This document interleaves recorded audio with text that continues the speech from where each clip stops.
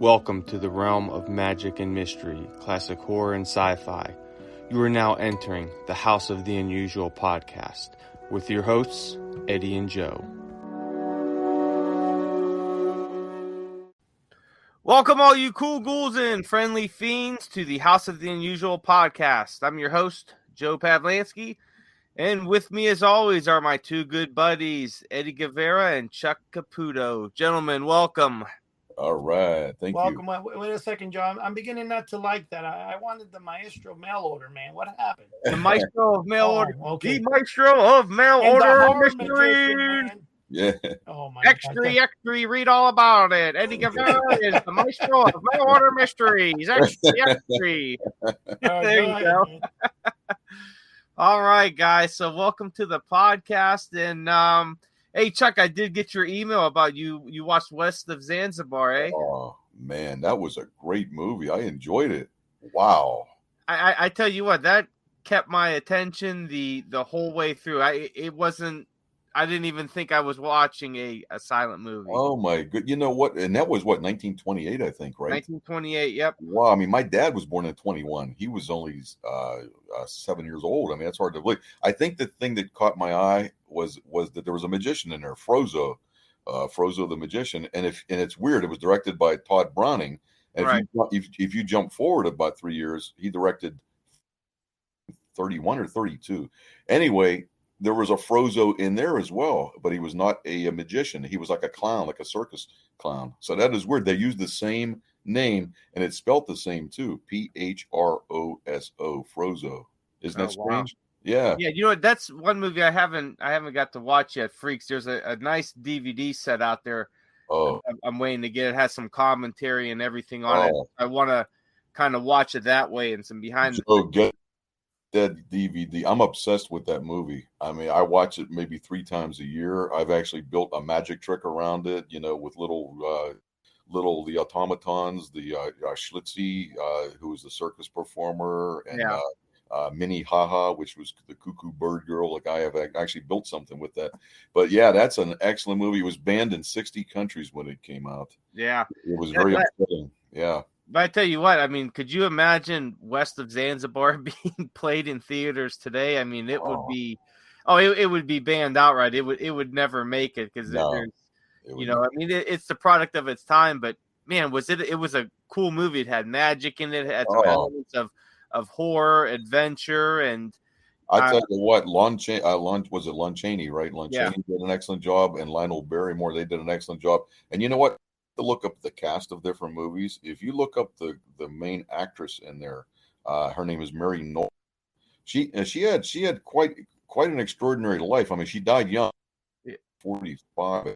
But man, she really tried to bilk a lot of people out of money. She tried to sue different people and stuff. I mean, if you read her story, it's really something. Wow. Yeah.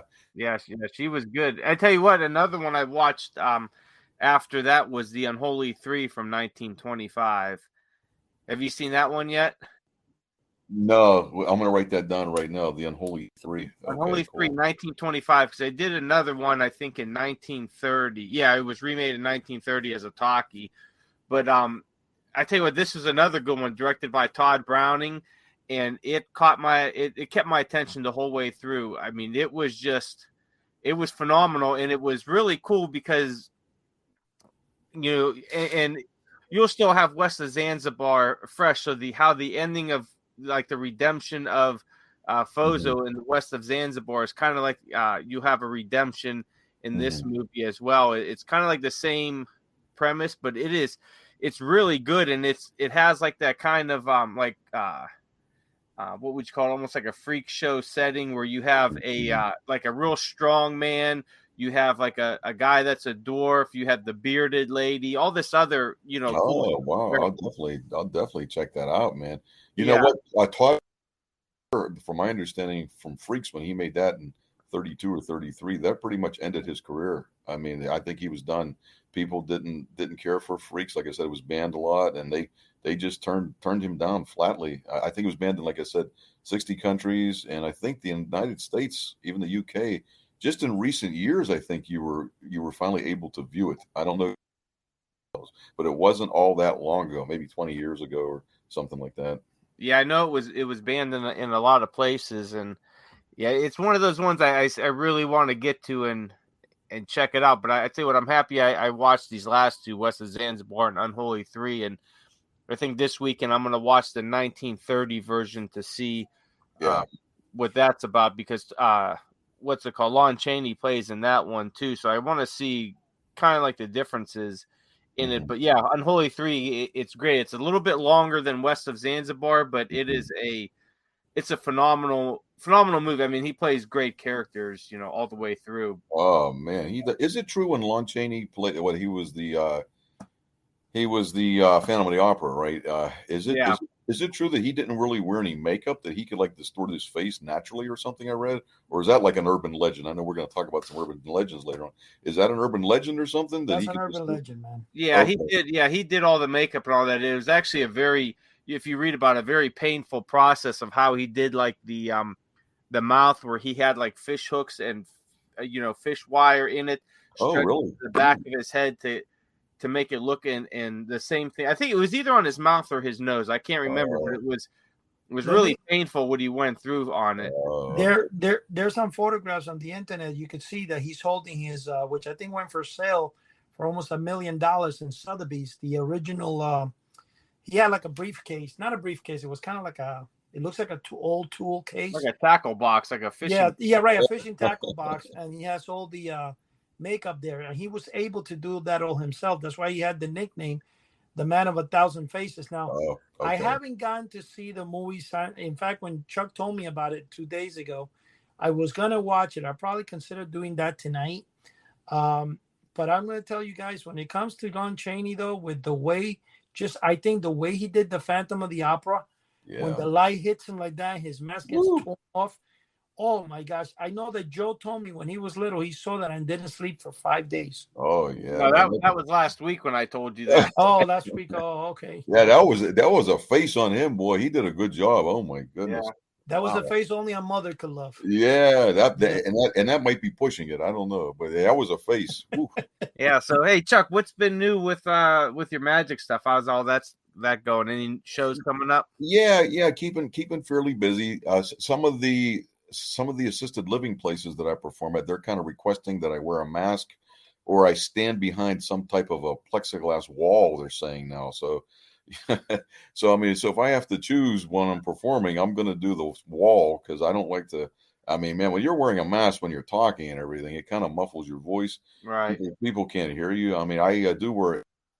Well, hey, think about it, Chuck. It's assisted living. So at the end of the show, is the one lady will say to you, "Hey, what did he say? That was a good speech." No, it's a magic show, you bubblehead. Yeah, they got enough problems understanding me already. You know what I mean? And with a mask on yet, and I sweat a lot. Those things, for some reason, man, when I wear a mask when I'm talking, it's like, phew. Especially when you're doing a magic show, that's kind of rough. But yeah, and I've been filming the teaching series. We're up to finish 2 great episodes today, man. I had the Blue Room Effect, which is the Pepper's ghost illusion. I had that packed away. And I carried this thing out last night, and I put it up in front of my fireplace, and we filmed that today. That we're on episode volume. We finished 21 and 22, so we got 3 more to go, and I am done. And then Eddie can upload it to wherever he wants.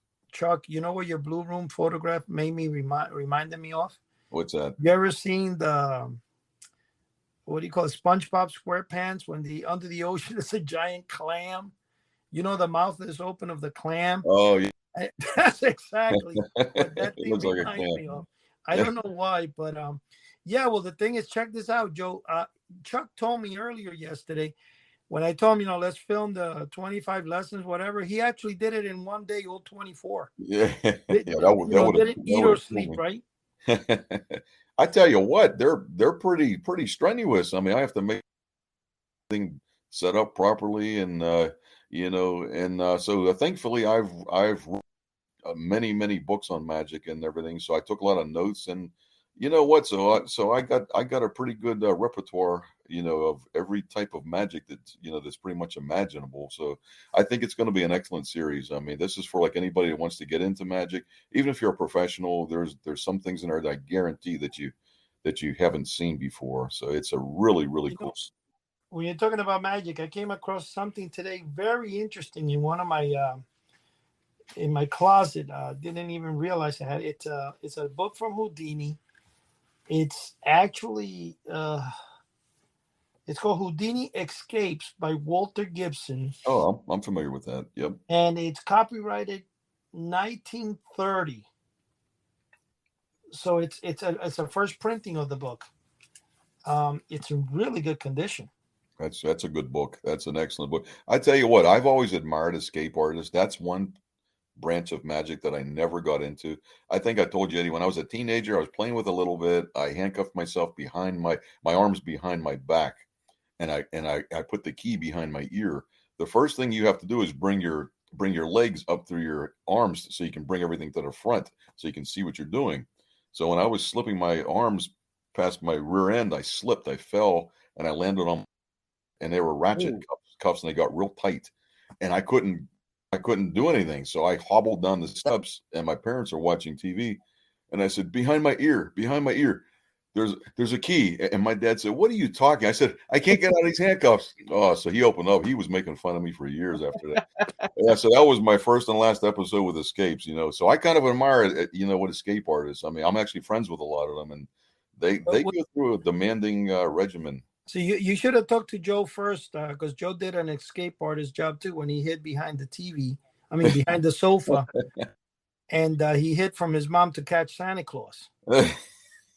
Unfortunately, the dad was going to move the sofa, and he said, "Why is the sofa so far from the wall? You think we should push it back?" The mom said, "Nah, it's late. We'll do it tomorrow. You don't want to scare the neighborhood, Okay, we'll do it, Yeah, that was a game of hide and seek. Yeah, I like that story. That was pretty. Parents didn't push that couch back, you might have been hurt, you and your sister. Yeah, really. It would have been smashed behind there. The father and mother would have jumped in there. Oh my God, what was that? We just heard or killed. All you hear is, oh. Yeah. So, all right, Eddie, what's new over at House of the Unusual? What do you got going on? Well, I'll tell you what. It was kind of funny. I was talking to Mr. Jim earlier, and we were talking about, what the topic was going to be on for tonight. And I said, Mr. Jimbo, I think we're going to talk about Bigfoot and stuff. Because what about horror movies? He really enjoyed the show when we did the 5 movies and stuff like that. And I said, well, what? He said, well, what about submarine? I said, what do you mean submarine horror movies? There's no submarine horror. And then he said, the atomic sub. It's got the UFO under the ocean. And I said, yeah, we'll probably do something like that and then morph into Bigfoot, like we're supposed to talk about tonight. Bigfoot and urban legends, which basically the idea is, and I know that I just wanted to ask, because the only expert in this field happens to be Mr. Joe Pavlansky. Mr. Joe, if we start, just a quick question about all this stuff. Do you think the Yeti, Bigfoot, and the there's another name for Bigfoot, I mean Sasquatch, but not only Sasquatch, there was another name I think for Bigfoot. Are they all? Oh yeah, the abominable snowman. Are they all the same beast? Well, that's almost like saying I think it's almost like saying is every human the same, beast? That was oh man, that definitely didn't answer my question. You have different humans. The whole thing, though. Mr. Chuck is going to have an invitation for me and you. Chuck, tell us more about it. What about Bigfoot? I'm not an authority. No, the invitation where you said about the UFO that landed. Yeah. Coming up every July out here, just I'd say, I guess that would be east of Pittsburgh. It's in a place called Kecksburg, which I'm sure that you're familiar with, Joe. There was there was an acorn-shaped landing in 1965, I believe, and they have a big festival out there. We went there, Sherry and I, pre-COVID. I guess that was maybe 2 or 3 summers ago, probably 3 summers ago. I tell you what, it was really cool. And Unsolved Mysteries did a 20 years ago with Robert Stack, and they built a large, like a fiber acorn craft, for the series. And when they were done, they actually, you could stand out there and get your pictures taken and stuff. And it's really cool. It's a nice festival. I mean, they sell a lot of wares inside the fire hall. They got parades. They have, vendors. Stan Gordon is there, which he's a leading authority on like all things paranormal. I'm sure you know who he is, Gordon. Oh Joe. yeah, I've seen a few of his lectures at Monster Bash, and I had some of his books, Mm-hmm. but I've lent them out over the years, and some people have never returned them. But I returned mine, Joe. Come on. you don't return nothing. Well, look, if you guys have a chance to come out, maybe mark that in your schedule. I can actually meet you guys out there. It's in Kecksburg. I believe the day we go on, it's the whole weekend, but July 30th, if I'm not mistaken. Yeah, keep me updated. I'd like to head out there, and I want to really check out that place. I know he's wait a second. Okay. How far away is that from you, Joe? Kecksburg. I don't think it's too far. I'd have to let me check my map. It might be an hour or so. Oh, is that all it is for you? Oh, that's great. Yeah, because it's about 45 minutes from me. You know what? Wow. Set your GPS, because I don't know how the aliens found that place, because it's like near impossible to find. If you don't set a GPS, you will never find it. Yeah, Never. I'm an hour and 44 minutes there. Okay. Well, I'm like 5 hours and 45 minutes. Huh? Nice, Joe. Nice, Chuck. Well, the best day to go on is a Saturday during that week, because they got more things going on. So that falls on July 30th, I believe. So if you guys want to go, man, let me know. I can meet you out there. All right, I will, if you promise me no Bigfoots are out there, because if I go there and get lost in the wilderness in the middle of the night, who knows what's bound to happen to little old me out there. But that's an interesting story. That's a very interesting story about Kecksburg. I mean, I'm actually friends with a state trooper out there. He passed away, I guess, about 6 or 7 years ago. But he did children's safety shows, like at schools and everything. And so, so I had asked him about it. He was on the desk duty that night, and so he was very familiar with it and everything. And if you talk to different people who were eyewitness, who actually seen it, I mean, there was military down there almost immediately beds, and they took this craft, whatever it was shaped like an acorn. Yeah, it's almost like they knew where it was landing, or they were following it, Yeah, and they threw a tarp over it, and they said, "Oh, that was nothing. Don't worry." And they just took off, and that was the end of the story, But there was something taken, definitely from there. So, all right, Chuck. Joe, didn't you say you were one of those investigators? What's the story behind it? Well, that's pretty much it. I've read a little bit about Kecksburg, but not too much. Most of it, what I know, is when I listened to Stan Gordon's, his lectures, and I actually asked him the one time if he thought it had any connection to the Glocke, the Nazi bell. Exactly. And he said that he believed, because it kind of resembled it in the way that it absolutely. The way that it traveled, that it could possibly be something like that. But, of course, he's unsure about it. But that's what I always thought it was. Because if you look at like the Nazi bell on how they say it disappeared, Joe, and then how this thing kind of just appeared out of almost nowhere. Oh, yeah. About 20 years later, right? It just appeared out of nowhere, and it looked identical.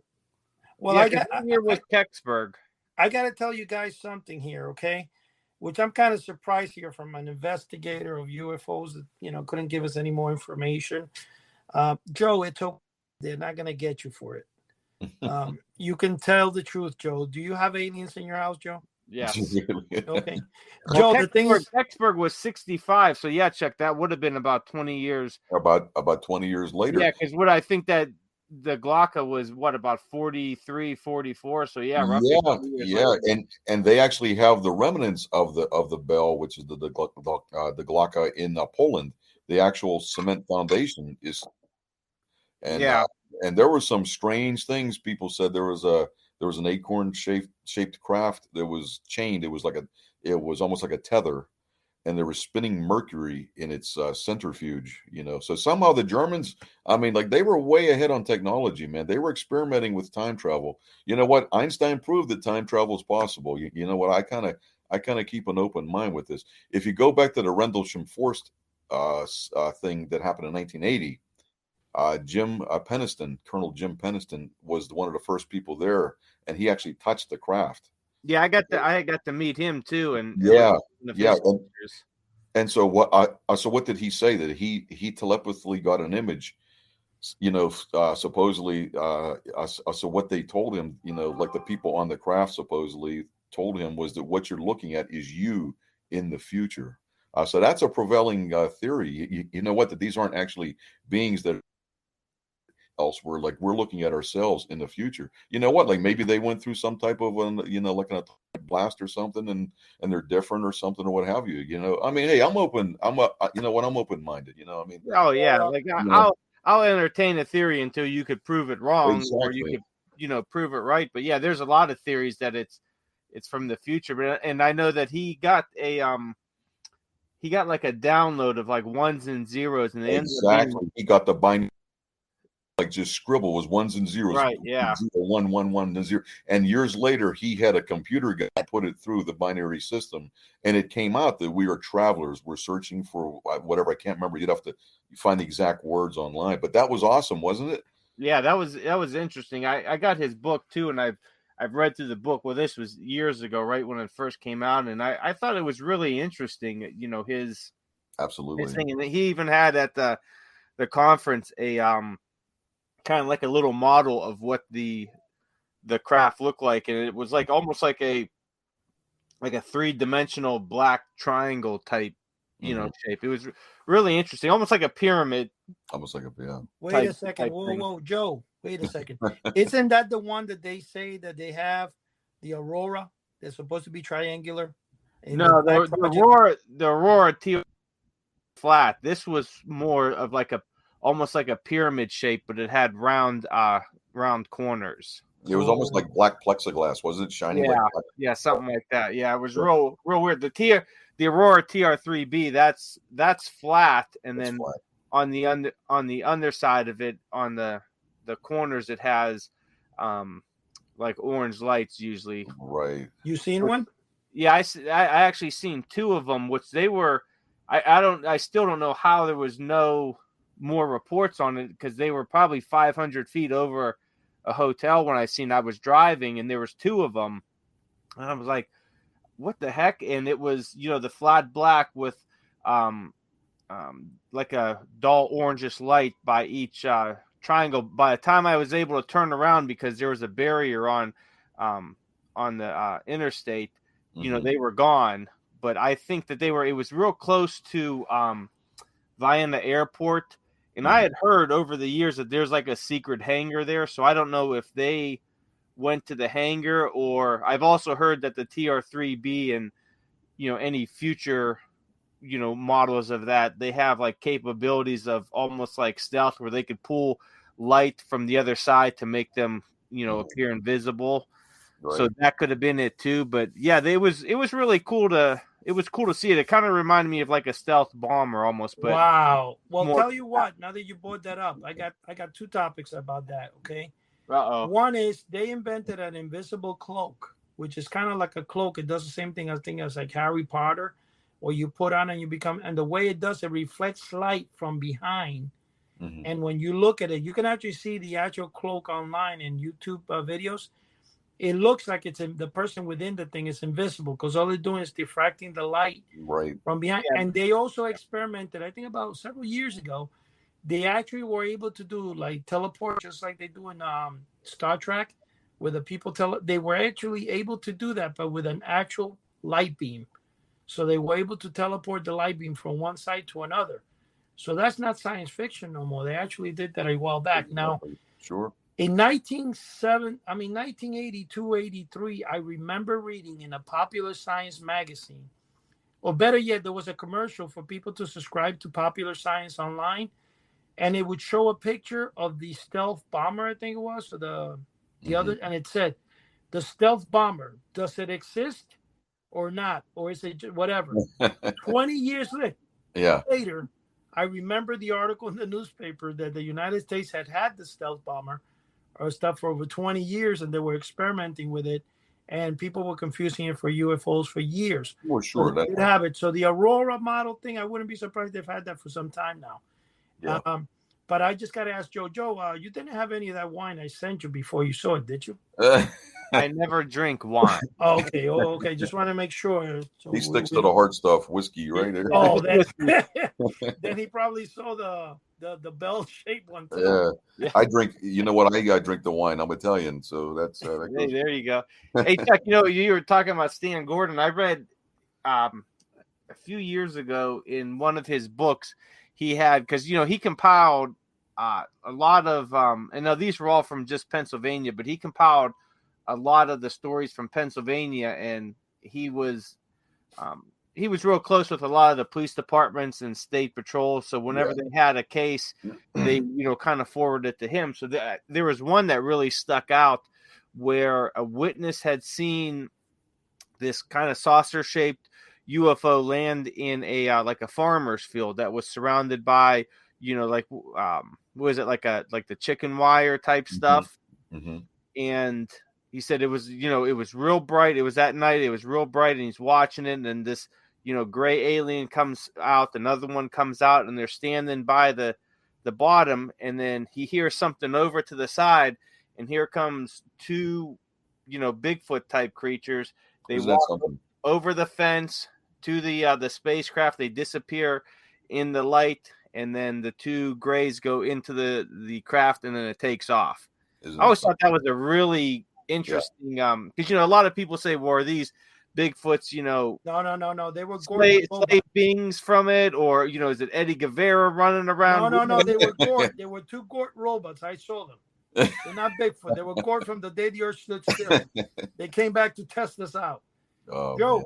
you know that in my area, there's a park like in New York City, like they have Central Park in the middle of the city. There's a park called Hudson Braddock Park or Hudson County Park. And it's a huge central light park in my vicinity.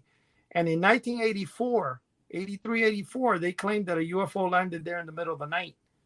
So I'm not sure if it's 83 or it might have been 82. But that's a big claim. And a lot of people said they saw it land. And it's funny the way, you would think with all the huge city that we live in, somebody lands there is going to be seen. But I mean, there's always those stories. And New Jersey has a couple of areas. In fact, New Jersey, I think, has one that they call it the other Roswell. I forgot where exactly it is. And they also have one, I think, not in the Roswell region, but like 50 miles north of Roswell. There was another supposed light. They call it the second Roswell. Right. I think I do remember hearing something about it. I forget those. But one thing I'm going to tell you, it's funny when you're saying about seeing, look, I love to bother my son, and does he get angry? And so does my wife. One day claims to have seen. She's standing on the boulevard by my house, and she's looking over an old building like it was a Toys R Us, and she saw like a big giant bird, that it was huge, and it started flying like not a pterodactyl, but she said it was like a big giant black bird, and it turned into a ball and it disappeared. Right. So when she told me that, of course I'm gonna laugh and stuff, and she goes, you never believe. And I'm like, no, it's not that, but it's just the way, she told me. So one day we're heading up to Boston. I think I said this in one of the episodes. And my son and his friend are driving, and I'm in the back seat. I'm like, hey, you know what? I'm going to pass out. It's a 5-hour drive, whatever. The moment I actually closed my eyes, they got lost, and they were actually driving through the old road going up to Boston in Massachusetts. And not Massachusetts, I think it was in Connecticut or the beginning of Massachusetts, whichever. And they claimed to have seen what looked like a pterodactyl fly across the road. And there was a bunch of cars that actually saw it. Now, I know that he saw a book and it says pterodactyl sightings, which it was so funny because he worked in Barnes & Noble at the time. And he bought the book to prove to me that, and I go, what are you talking about? He goes, are you kidding me? I fell asleep right at that moment. And I hear them screaming like, oh, look. Unbelievable. And then I said, why didn't you take a picture with the iPhone? You guys both have phones. And they're like, we saw it, Eddie. We saw it. And, it was kind of funny because I'm laughing. And he gets mad because he goes, what a coincidence. I was sleeping. But anyway, that's the story. And you know what it is? Who the heck knows? Maybe I've seen, in fact, by my house, and I live in the city here, I went to park my car underneath a tree a couple of months ago, and I noticed there's 2 vultures. Like, these things are like 3 feet tall, standing on top of the tree. Wow. And I'm like, where the heck did those animals come from? Ooh. And they're actually there, and they're like a block away from my house. Wow. And I don't like to park there, man, because if you're talking about bird poop, that's a vomit. Yeah. And man, but they're huge. They're like they look like the ones you would see in the haunted house, Oh yeah, that could be kind of dangerous, maybe for small pets or something, Yeah, well, they're there, and they have like the long neck, and then it looks like the the one from Bugs Bunny, the Yeah. vulture. Yeah. They are ugly like that, man. Yeah, they're pretty ugly creatures. Yeah. Some of those sightings, so that's what amazes me. I mean, people have seen, these UFO crafts that they're as big as like 3 football fields. I mean, wow. I mean, some of them are gigantic. I mean, Yeah, they're that's almost like flying fortresses or something. yeah. You know what? Like the Phoenix Lights and everything was gigantic. I mean, and the other thing that always amazed me is when Project Blue Book came out, J. Allen Hynek was the lead investigator, and he came in as a skeptic and he left as a believer. So that kind of says something right there, Yeah, that I tell you what, I got a chance several years ago at a conference. There was a one of our state, when I was still with MUFON, one of our state director who lived down in Cincinnati, he acquired some several boxes of papers that were around the Project Blue Book area. Mm-hmm. And most of them came from Wright-Patterson. He had put like something out on all these Craigslist, like looking for old UFO documents, and some lady, some elderly lady got a hold of him and said, yeah, my husband was in the military. This is all his stuff. He passed away. So cool. I got to look at all these documents, and they pretty much, say in there, yeah, we don't know what it is, but just tell them it's swamp gas or something like that. That's exactly what they always. Oh, that's swamp gas. Yeah. Why? How come I never come across this stuff? Why only you? Yeah. So this guy, he had tons of boxes of it and had all the stuff there, and he was compiling it. And he was actually on Coast to Coast AM about a year after that. Once he had everything, organized, and he went over what he found on there. And I think he was in the process of putting it all into a book to make it available for everyone. But there was just tons of stuff, photographs. There was all these letters and everything, and this mail correspondence, and basically them saying, yeah, we don't know what it is, but yeah, just tell them it was a bird or something. Or they always go back to the swamp. Hey, did you ever read Philip Corso's The Day After Roswell? Did you ever read that book? I've heard of it, but no, I've never read it. Wow, read that book. I mean, this guy was high up into the research and development. You know what? And he actually cataloged all this stuff, and he saw some crazy stuff. Exactly like you said. Most of the things were always taken, to Wright-Patterson base out there, and it was at Dayton, Ohio, I believe. And and so Philip Corso actually talked about all this. It's amazing. Guys, that's where everything went, was Wright-Patterson. I have Joe. Now, when you say that, Joe, I don't know if you have it, but you remember the books they did in a few years ago, like in 1990 or something, or 2000, that the United States Air Force put out, The Truth About Roswell, which is it's like a 500-page book, and then there was another one after that, explaining that. Do you have those books?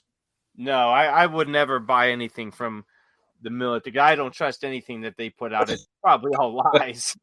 No, but that's a good point. That's a good. But the thing is, they're pretty nice. But The Day After Roswell, the one you're talking about, Chuck, I have about 41 books about UFOs. Even though I haven't really read a lot of them, but I'm one of the ones that always bought them because I was always intrigued by that stuff. Yeah. Now, when you're talking about this, Joe, and you were with MUFON and all that stuff, and you came across all the different, some whack jobs, some real stories. Did you ever see anything other than those boxes of papers you just mentioned? What do you mean? It's like, did anybody show you any rare, I have this is from this, or? No, that was the only one that, like I said, I was at a conference, and the guy, he had them out on a table for people to look through. They were in binders and stuff and boxes. And I mean, there was just so much stuff that you could just kind of really peruse through it. And you should have done. I know this person that goes to Chiller a lot, and he's a big guy. He loves to buy things. He's the type of guy that usually goes to flea markets at 5 a.m. And before people start putting out things in the table, he goes around buying stuff. And it was kind of funny. He goes to, I think, ShopRite, which is a supermarket in my area. And he had bought an item, Universal Monster something it was. I forgot what it was. And they told him, no, that item is discontinued. We must take it back. We can't sell it to you. And you ever seen a person like shoplift and out the door in 2 seconds? I mean, he went to the courtesy desk, and when they told him that, that she went to get the matches, and the guy was out the door shooting. He's like, Holy "You're not smoke. taking this away from me. I bought it." And so you should have done that with the stuff where they say, "Well, and all you hear is wheels screeching." Yeah, Joe's got all the documents with him. I wouldn't know what to do with it. There was tons of stuff. He did a real nice he had a real nice presentation on Coast to Coast. I think he was on there for 2 hours speaking about it, and try to find it. Very interesting. I can't remember it. Gosh, that was probably 4 or 5 years ago that he was on there, and Well, I don't know. Like I said, I don't know if anything ever came, about if he ended up putting it in book form. I know it's not online anywhere that he did it, so I don't know. I hope he's not, just doing nothing with it. You gotta thank God for people like that come out, because people have a right to know what's going on. I mean, as far as Roswell goes, it was just gone for years, and it was just, there was no mention of it until Stanton Friedman came out, and he's the one that brought that into light. I think he met with the original. Stan Friedman met with the original guy, Marcel, I think it was. Well, yeah, Jesse Marcel, that's correct. Marcel. Yep. You know what? So we would have never really known about Roswell if it wasn't for Stanton Friedman. I think he brought that out in 1979. Yeah, and I think there's been a lot of disinformation that's been associated with Roswell as well, and I think most of it, not only is it like disinformation, but people have, because it's kind of like a tourist trap now, tourist attraction. It is, so they got the little alien. But you said the right thing, tourist trap. Yeah, I think that's kind of what it's turned out to. So you never know what's Joe. What's true or not, and a lot of these investigators that are investigating it over the years are making, tons of money off of it. So are they still telling the truth, or are they embellishing stuff to make? Well, my question is this, Joe: do you have the phone number of that guy that has all those papers? No, I used to have his email. Why don't you try to find it? That'll be something interesting for the House of the Unusual. Hey, bring him on the podcast. We'll say the investigator of the past, Joe Pavlansky, alias MUFON investigator. Yeah, we could talk about him later, about trying to get a hold of him. But yeah, I kind of always wondered what he did with all that stuff. He probably hasn't done nothing, Joe, like everybody else, like me. I have a collection of stuff, and I go, "Ooh, I have that." You know what I like the best? When I go out and buy something, I go desperately searching for it, and then one day I'm looking at my stuff and I got 2 copies of the thing. I love that. Oh, I love it. But speaking of Bigfoot, going back to it, I read a funny kind of article the other day on Bigfoot, and one of the guys said, all these people are going out and they're doing the mating call for Bigfoot and all that, and they said, what are they going to do if some Bigfoot starts running after them, you're hanging out and running towards them because he's following the mating call? Then what are you going to do? Well, you're in big trouble. Yeah. Oh man. But you know what? I'm out here in Pittsburgh, guys, and we have a few urban legends here. One is down by there's still a steel mill here, believe it or not. Pittsburgh was famous for their steel mills, obviously, and probably about 95% of them closed. There's still one here, believe it or not. It's for Edgar Thompson. It's in Braddock, Pennsylvania, which isn't far from me. I actually grew up in a little town called North Braddock. Kid, when we'd drive through a certain part near the mill, there was a little tunnel. It was called the Duker's Hollow Tunnel. And supposedly there was a worker in that mill that somehow got his head cut off. I don't know, it was some type of an accident. And supposedly his spirit roamed that little tunnel. Okay. So like when my dad would drive through there when I was a little kid, like some home from somewhere, I remember I would say, "Oh no, that's the Headless Man's Tunnel." I would jump in the back seat. Yeah. So I'd cover my eyes until we went through that little tunnel. Oh, it was funny. I thought you were going to say there was a Bigfoot in the tunnel, Judge. No, there were supposedly a headless man walking around, but that scared the crap out of me. No, so what you should do is stick a note somewhere in there. Don't let no one see you. Engrave it like in a wooden thing and put, "Here in this tunnel beyond the light, the darkness, Bigfoot chopped the head of some worker." Bigfoot chopped the head. And then if you put there somehow, they'll be scared. Yeah, or a headless man was here. Headless man. It's not the guy from the Ichabod Crane, is it? Yeah. I mean, that guy up there. Let me tell you, every time I go to Boston, I pass through Sleepy Hollow, and I thought it was just like it's a beautiful area, whatever. I always wanted to get out on the exit and go there. And then when I found out that in Halloween they have all these parades, I'm going this coming October, man. Oh, that would be cool. Yeah, That would it be is neat. fast. I mean, they have a lot of Yeah. things going on, haunted houses, and the chances is they're actually going to take your thing to the area where the bridge and the stuff, the Hellas Horseman started the legend there, whatever. That would be cool. I'd love to see that. Wow, that'd be neat. And Joe, there's something you should consider too, man. If I go 5.5 hours, I think you guys can come 5 hours my way. Yeah, maybe that would be neat. I mean, how about the Lizzie Borden? My limit's an hour 44, so it gets me right to Kecksburg. Hey, how about if you go breakfast? That would be Lizzie Borden. What the heck is that? That's up in Fall Rivers, Massachusetts, I believe. And is it? Yeah, and yeah, but that's booked. That bed and breakfast, especially Lizzie's room, is booked like I don't know, maybe 3 or 4 years in advance. You know what? Wow. Yeah, we actually contacted them. That would be cool to actually spend the night in the Lizzie. No, you want to hear something crazy when you're saying that? To be honest with you, I don't think it would be that. But when you're going to Massachusetts and you're driving up 684, there's an old bookstore. And I'm talking about old with like the books in there look like from the time of Houdini. Yeah. And you eat breakfast and you're allowed to go into the bookstore and pick up a free book. Ooh, that would be cool. I went there 20 years ago. I stopped by there, and every time I say I'm going to stop, and I don't. But I wonder if that's the one you're talking. I mean, I don't think it'll be Lizzie Borden's thing. It wouldn't be, but it's really great because you go in there and they have like books. They're all free, and they're usually those books that that they're like from the 1900s. Yeah, that would be cool. You know what?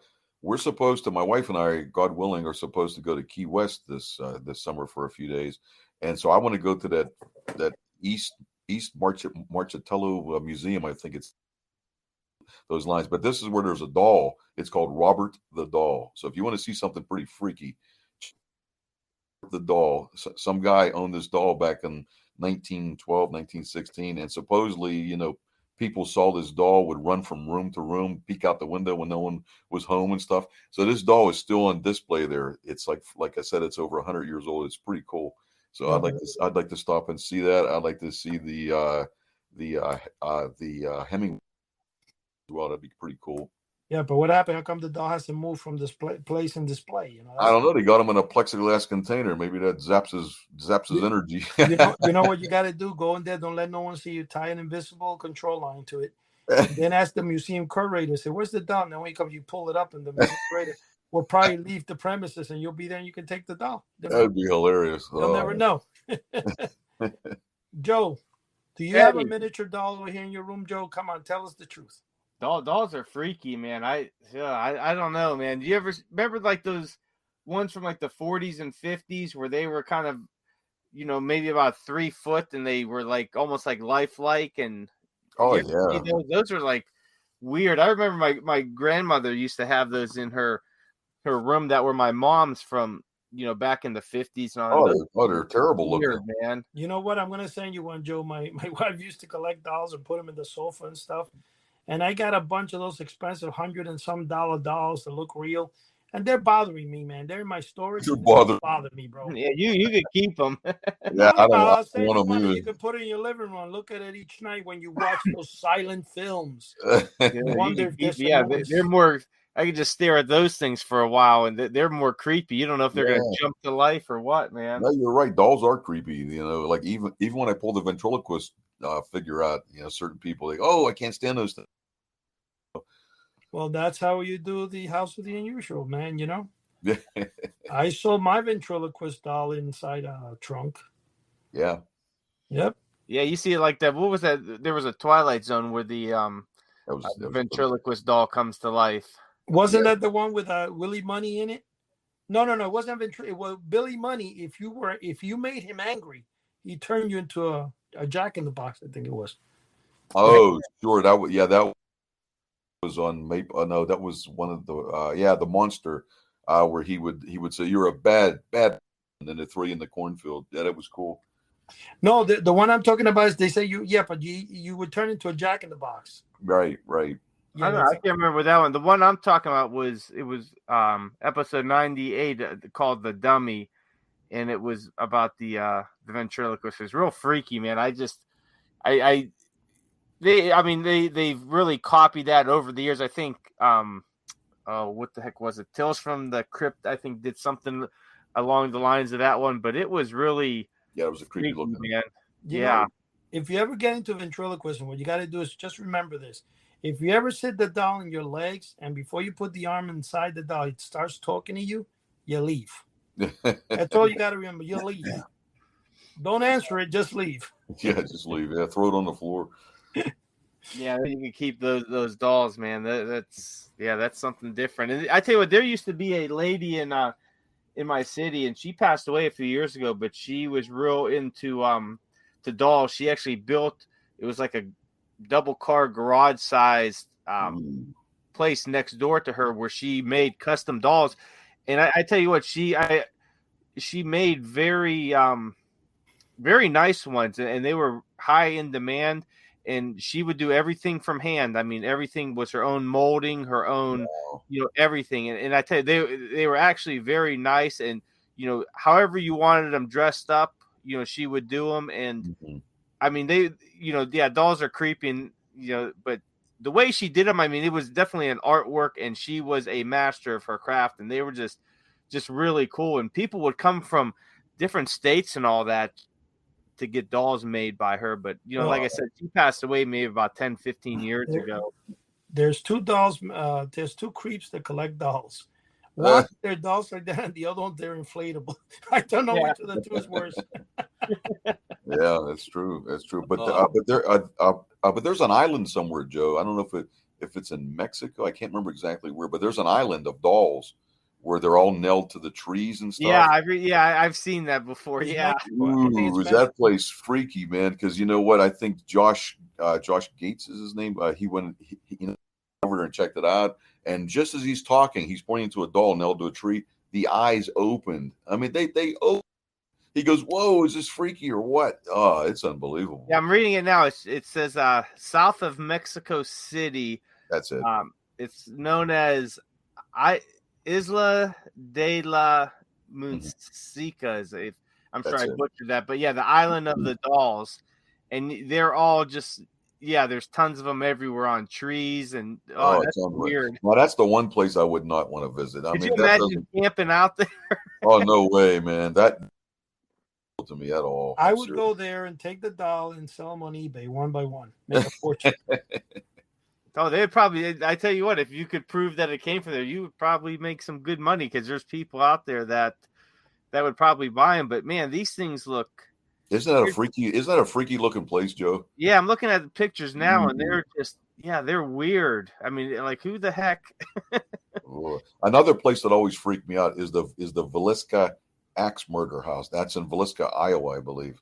And it's a sad story. I mean, like, there's a family that went to church with their kids, and there was two girls that slept over that night.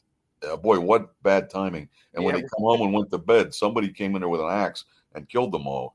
And that place is supposed to be haunted as hell. I mean, it's supposed to be really, really bad. It's not Michael Myers, was it? Nah, they don't know who it is to this day. I mean, there was different theories that it was one neighbor and this and that, but they couldn't really prove anything. We need a good place to go hunt Bigfoot and go see Bigfoot.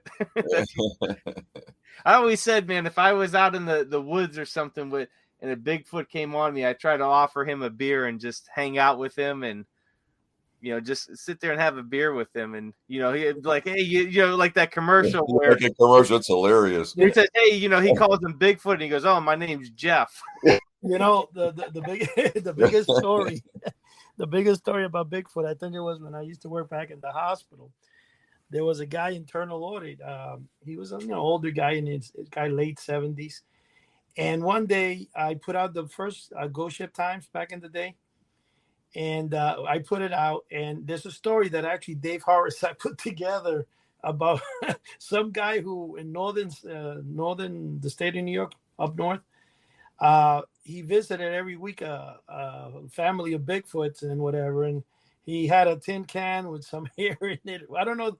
But the funny thing about the story is that I give out the magazine to this guy, and a week later, I was in charge of like the security and stuff. So a week later, he's looking for me, and I said, "Oh shit, internal audit. What did we do? You know, like why does he want to see me so bad?" And he sees me. He's running down the hall. He says, "Eddie, I need to talk to you." I said, "What's going on?" I'm not going to say his name in case he listens. I go, "What is it?" And he goes to me, "No, that story about the Bigfoot. I spent all night on the internet looking for something about it. I can't find anything." I didn't know how to tell him that it was made up, you know. Oh my gosh! But I thought it was funny because that tells you how easy it is to start a legend. And I think one of the best one is the Mothman, because the Mothman, the story is, I think that there was some the United States Army or something was having some parachuters, and they had night vision glasses, and you know how the glasses glow in the dark when you see them. And somebody saw one of the campers, and all of a sudden they start this rumor, which goes all around, and they've made millions with it. It's kind of the same thing as the Philadelphia experiment and all that stuff with the time travel. And I think what happened there is there's a guy named Carlos Allende, which sounds like a Hispanic guy, which some news guy is actually on YouTube. You can see the entire video. Actually went looking for him and stuff. And what happened was he found out that it was just some little old guy, whatever it was, that he was a big storyteller. And what he did is he took, I forgot what book about UFOs from the 1950s, and he started scribbling along the sides of the book different stories. And he mails the book in, and the guy from the United States Army or Air Force that got the book was actually the guy in charge of Blue Book or something. And he was so lucky, was like that.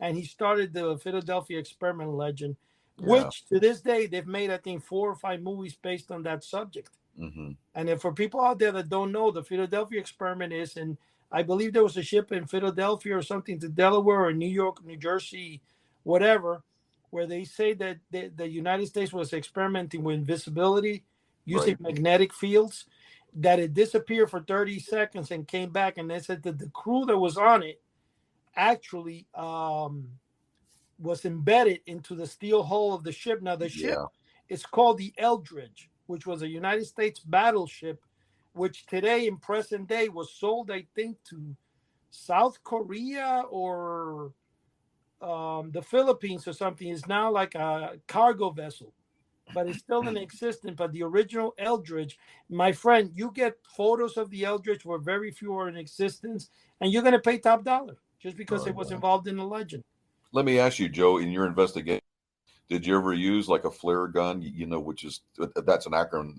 That's an acronym, as you know, for forward looking infrared. Did you ever use the flare guns and everything and all that stuff? And you know what, we use those in the military and all that. And you could see, even with the night vision, you could see, you know, stuff moving around at night in the sky that's really kind of odd. But I mean, that stuff's expensive to get. Even to get a cheap pair of night vision that's decent is very. Yeah, they are. They're very expensive. They're a few $1,000s at least. No, no, actually, no. Actually, you know, you can get them real night vision glasses. You can get them for about $270. And I got to tell you, Mister, you're well. First of all, my question is, Joe, did you ever use a pair of X-ray glasses when doing your experiment? X-ray. Yeah, I should have. Okay. I just was wondering, but now that would be hilarious to film something like that. Yeah, really. Joe with his X-ray glasses. I sent away for one, and it cost me $270. I forgot what it was, and where like 8 batteries you had to put in it, and it actually lets you see, you know, if you go on Amazon, they're not that expensive. The real, you know, night vision.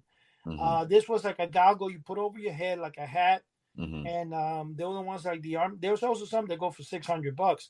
But the thing is, when I forgot what it was, but it's dangerous to look through it and not be like in pitch dark. Like if you put it on with lights, I forgot what it was, but I said, "Oh, I'm not playing around with this." It's kind of like laser. People buy laser, don't realize that if you point a laser and you look at it with your eye and it reflects, it's going to go blind.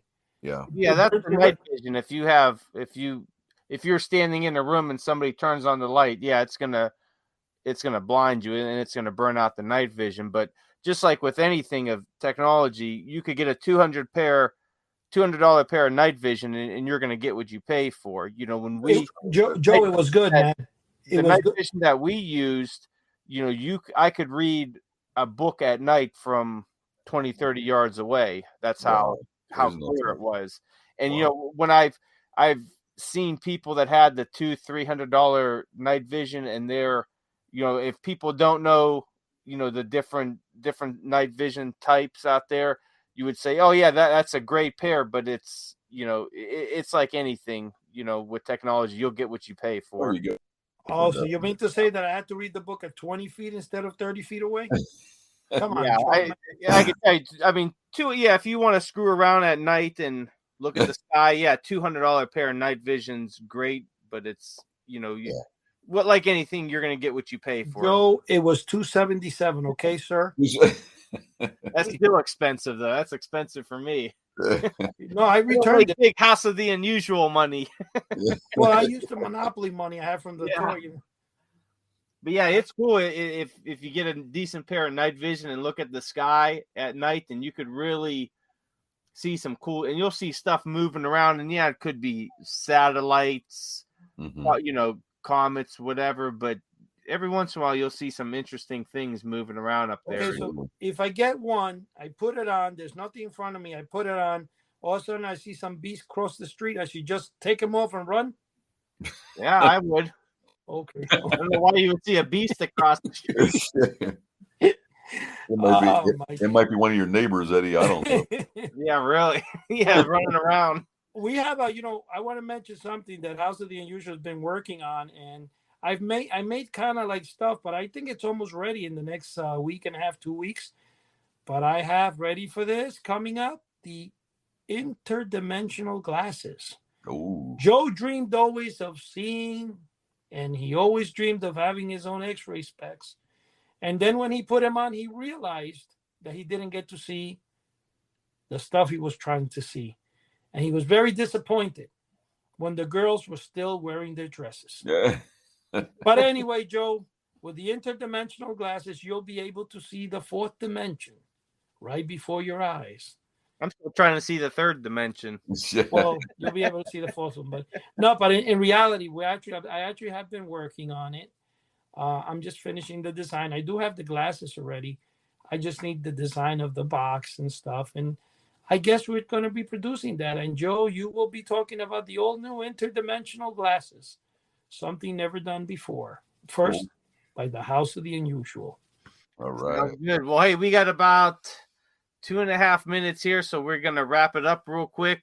And just want to thank you guys for joining us, and thank everybody out there in podcast land for joining us once again. We do put out a podcast weekly. It'll come out every Thursday night around midnight. But you could also catch us on our YouTube channel, House of the Unusual. Type that in the search.